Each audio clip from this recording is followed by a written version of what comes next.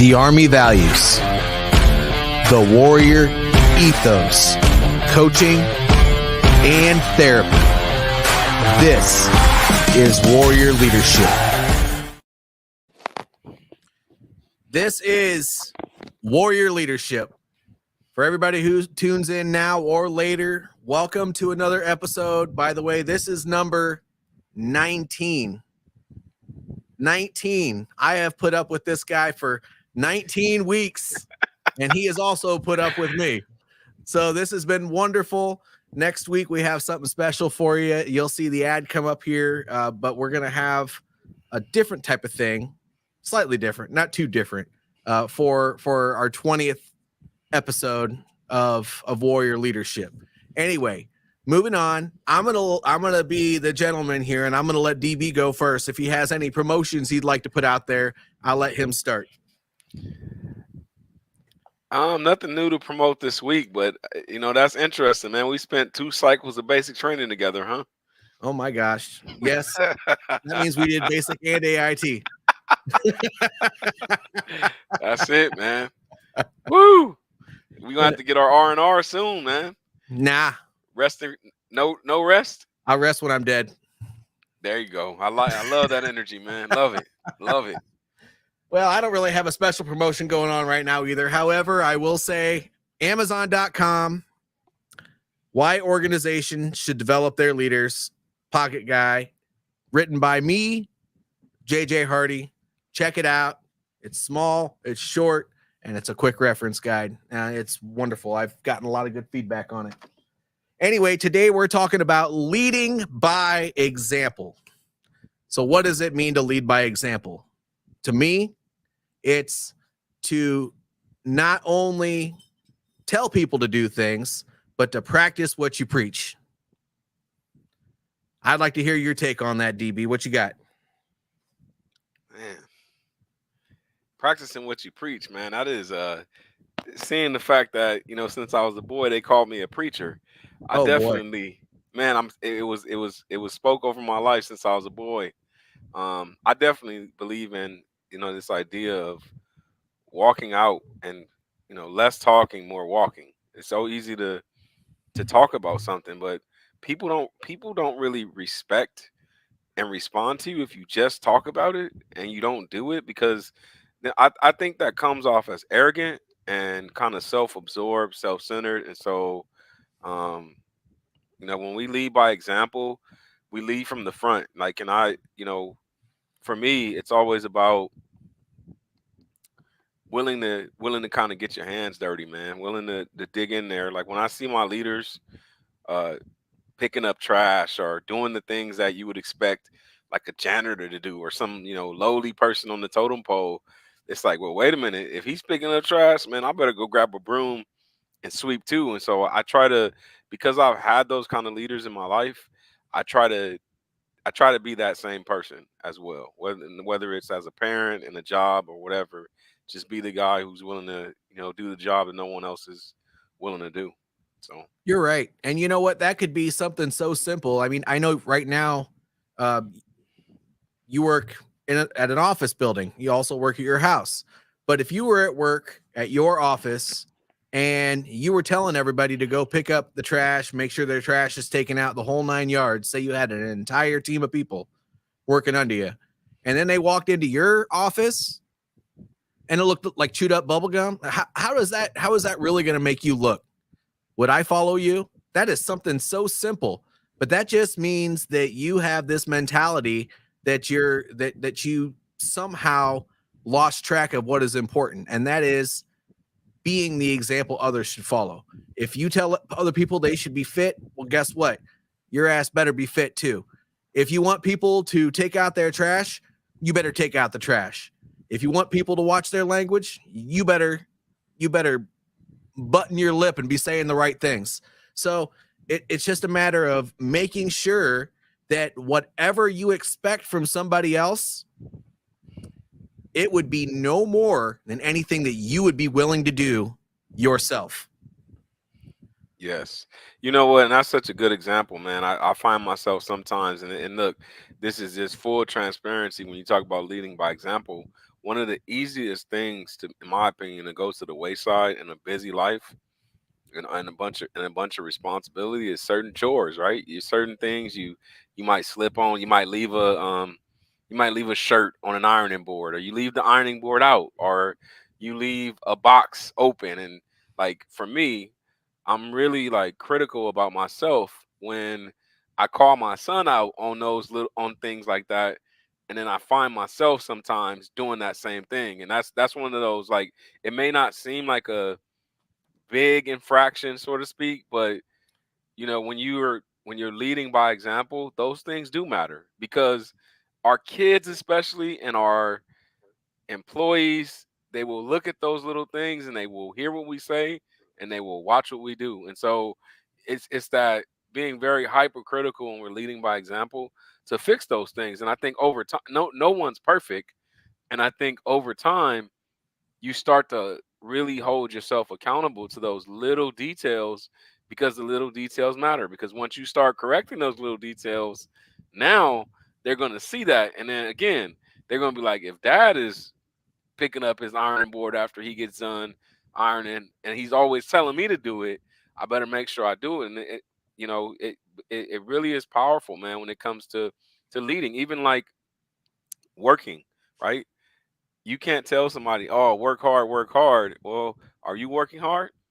I see people in leadership positions all the time that try to drive productivity, and I never really see them doing anything productive. Like, it's like you're holding me accountable to be productive, but literally that is your job to just do that. And like, what kind of productivity do you what kind of productivity are you doing? Like, and that's, you can't really respect that in someone that's not really putting that work out. But they're always saying like, oh, I'm a team player. Like, are you really a team player? Are you really willing to get in there and roll your sleeves up? Because again, I've seen people who will come off out of their ivory tower, and because they have that same skill set as you, or they work within your scope of practice or competence, they will do that work. If, say for instance, someone is out sick, or we have like, like, again, right now we're in a time period where we have budget crisis and we don't have employees and things like that. So that leader that's in that office, guess what? All the paperwork and admin goes to the side, and you got to come down and get your hands dirty with us, and when you see a leader do something like that in a critical time, it will make you work harder as a frontline worker. I guarantee it. Yep. So, But not only that, I was told this back in June of 2005 when I first pinned on my stripes. And I was told, first of all, there was a big long speech that the person who promoted me, he was an E7, that he gave at my promotion ceremony. But at the very end of it, he said, all of this to say, remember this, there is always someone watching. So when you're a leader, you accept responsibility for that. There are always people watching. man. And he didn't have to say anything else after that. That says a lot. Yeah, that's heavy. Always watching. Always watching. And that's important, because I mean, if people are always watching, that means it's now time for us to step up on our game. If we're not just down on the ground executing those tasks every day, we're expected to make sure we at least know how to do that stuff so that we can jump in and lend a hand. If you're that guy that leads from the office, people are going to start to question, Sergeant Hardy, he barks all these orders.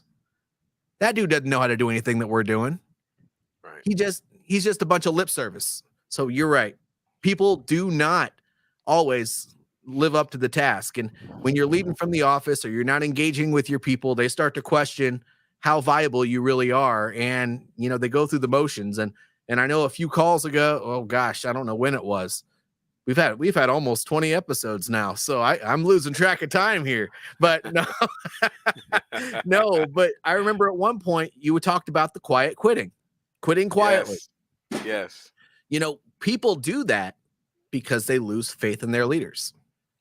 Why am I going to put in the effort if I'm just gonna be ignored or whatever the case may be.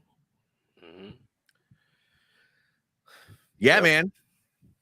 No, and So that brings us to that first point, man, which is like just integrity and honesty as a leader, man. Like we talk like that's such an overused word, integrity, integrity, integrity. But when you think about it, as a leader and leading by example, you do what's right when no one is watching, man, and because you don't know if someone is watching, because someone somebody's is always always watching. watching.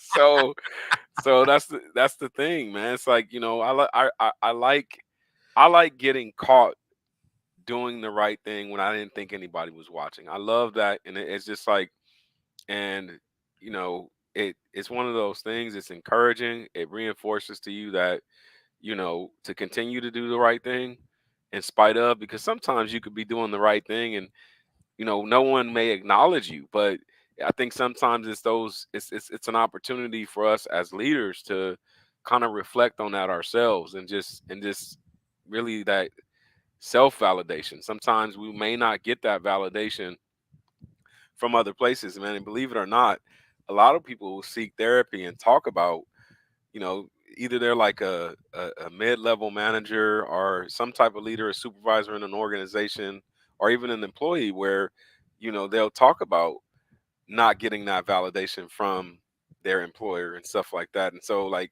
that shouldn't stop you from walking in integrity.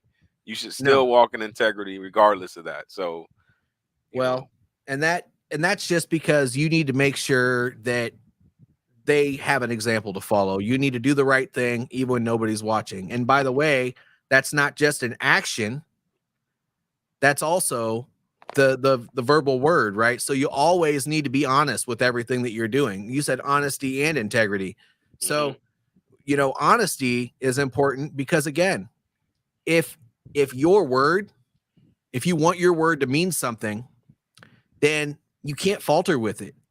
I mean, that's not necessarily being grammatically correct. It's when you tell somebody something, it is that thing. When you tell somebody you're going to help them, you help them. If you tell somebody this is what happened in that situation to cause it to be this way, that is what happened in that situation to cause it to be that way. What you say matters because it you don't falter when you speak. You don't try to fluff things up or you don't try to over exaggerate a situation. You are saying the right thing all of the time. And people want that, even though sometimes it hurts. You know, they want you to be honest with them because at the end of the day, if you lie to them, that's going to be a lot worse. They're not even going to want to have a conversation with you. Yep. Yep, absolutely. So, Absolutely. yeah, I like that you brought up transparency and honesty. Mhm. But, you know, we also said we wanted to talk about something else. What about accountability and responsibility? We did a whole call about that. Mhm. Accountability and responsibility is important because on the side of doing what's right, even when nobody is watching, being honest and integral, all of those things, you know, you need to be accountable for the words that come out of your mouth, the actions that you take. You need to be responsible for your team and accountable for their actions, and you need to own all of that. And as a person, that means that when they're having a conversation with you and something bad happens with Jimmy, John, and Sue on your team, Jimmy, John, and Sue is not the problem, sir. That was that. I take responsibility for that. That's Right. on me. Right. And the leading by example part of that is really that self-awareness and being able to be vulnerable in front of your employees, or even as a parent, your children, and admitting when you're wrong.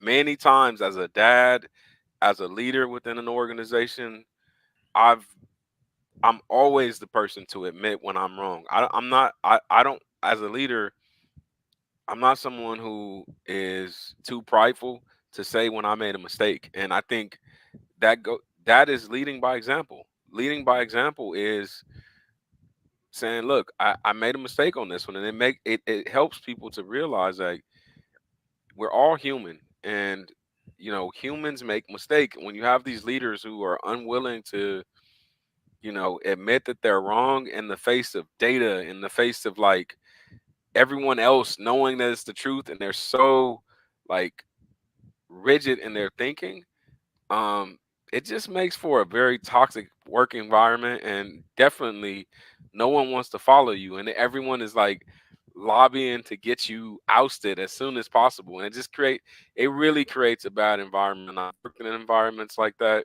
um throughout my career, and what ends up happening is there are always a lot of water cooler talk going on about the leadership, and then folks are complaining, and then the venting becomes you know the norm, and it's like no one wants to show up to a work environment like that. So just if people can be just be accountable. You make a mistake, or you send your team on a certain path, and and it wasn't the right path, and we could have done better. Let's, in the words of the coach, let's course correct and let's fix it. Let's fix it and move on. You'll get a lot more respect from your people when you do that. Yep. Yeah. It's okay because nobody shows up to work every day just to do a bad job. Nobody wants to send their family off on the wrong path and end up broke, or maybe to give their kids some bad advice. But when you lead your team or somebody in the wrong direction, as long as you can figure that out, hopefully before it gets too bad. But once you figure that out, you stop it, own up to it, discuss it, figure out a way to correct it, and move them in a new direction. That course correction that DB was talking about, that is so important, because just complaining about how bad something went, that doesn't do any doggone good. You always have to stop, take the emotion out of it. Although I will say that when a mistake happens, it hurts. It does.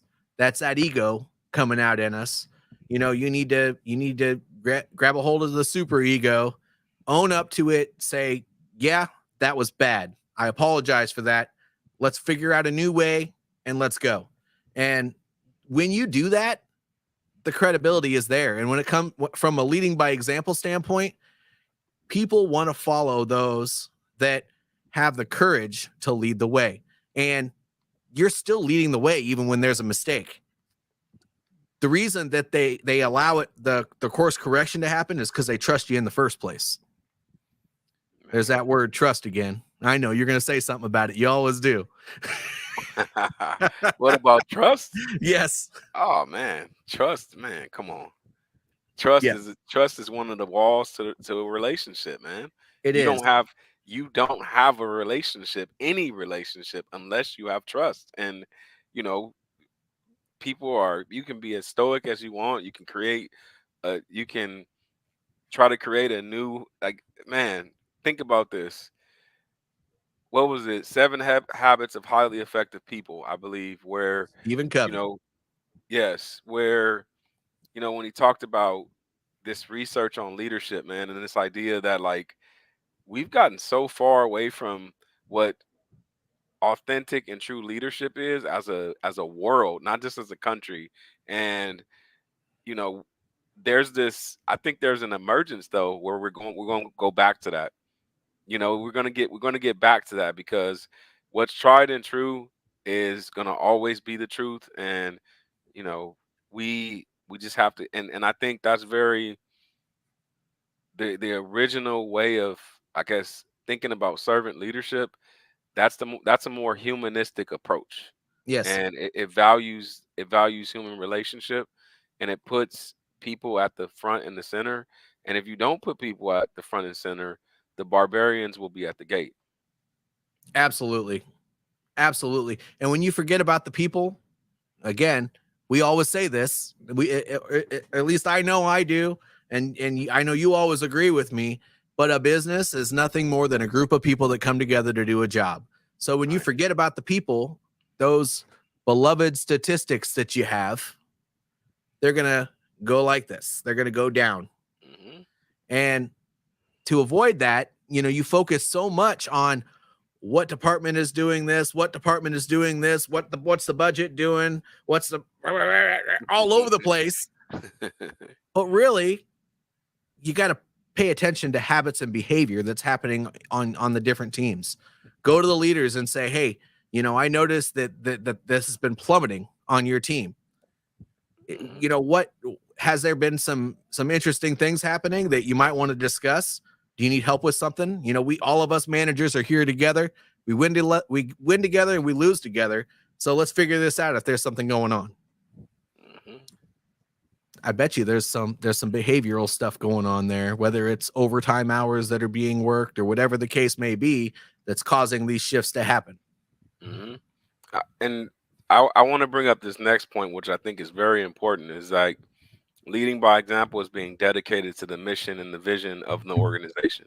Truly being dedicated. Like, what I get frustrated about at times is when you were in a culture where everyone thinks that because they're telling you how busy they are, that somehow equates to production or effectiveness. So whenever someone tells me how busy they are, immediately it makes me want to scrutinize what they're really doing. And that's just me as a, like, how my brain operates, where it's just like, why do we need to, like, it's like it's kind of like the saying how, we get in, it's called like the suffering Olympics, where people have to like outdo each other about who's suffering the most. And it's like, no, that I get that there's a lot of work, and I get that, but I think you're exaggerating just a bit. Like, you're exaggerating because you seem too calm, cool, and collective on the surface for you to be, exaggerating this. So when I'm saying when you think about dedication, it's like truly being dedicated to fix the core issues within an organization, and not just talk about how busy you are when it's not actually fixing anything.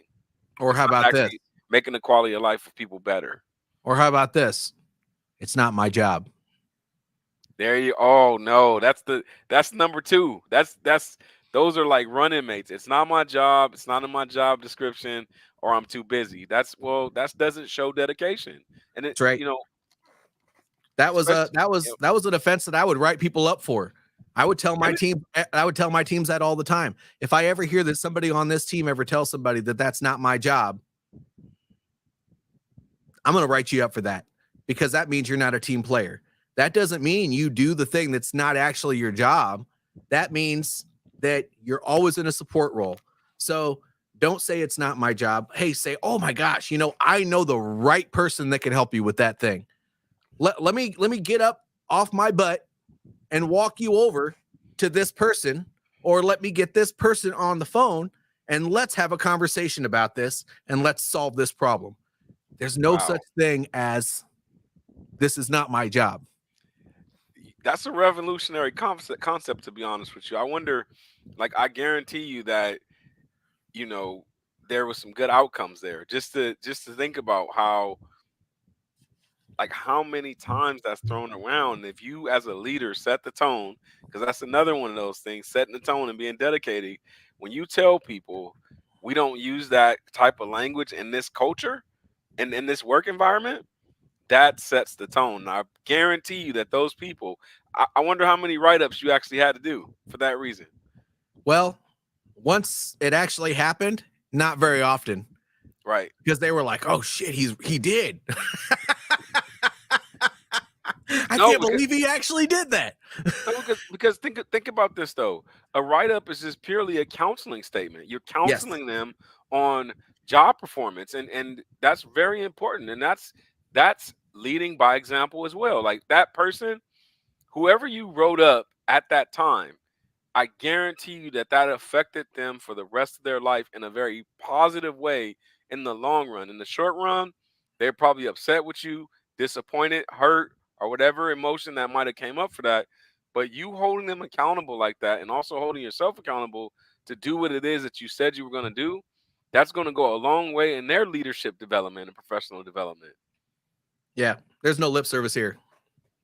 I like it, man. Matter of fact, I'm gonna add that to my tool belt and like say, hey, I'm serious. I'm gonna tell my employees like, hey, there's no this isn't in my job description here. Like, but again, going back to what we said in the beginning, you then have to also live by that. You can't tell somebody, well, I'm too busy. Like I've made it up to the CEO level now of my own corporation. So now guess what? That's not in my job description to help you direct you to, where the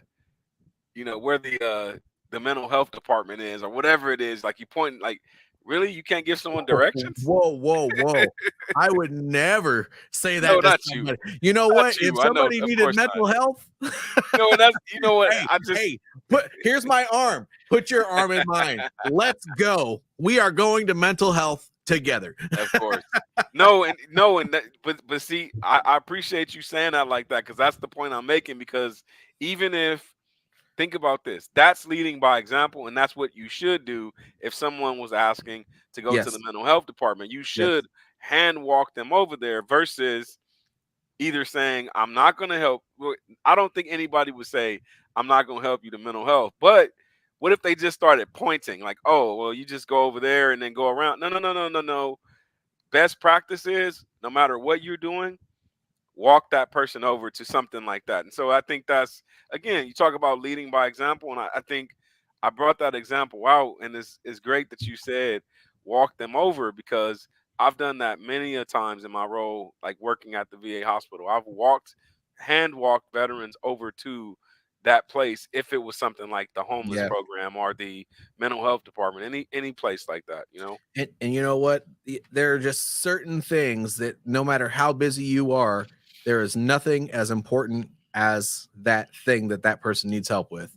And especially in a VA, what is this? Cheap viewers? Okay. Well, whoever that was, thank you for commenting, but I'm not clicking that link. Okay. Um anyway, yes, there's nothing more important when you're in a customer service role. And by the way, in any business, everyone, in my opinion, is in a customer service role. So if you're always in a customer service role, then that means that there's no problem that you're not willing to at least help solve. And yeah, there are some things that are outside of your job description, but nobody ever needs to hear those words.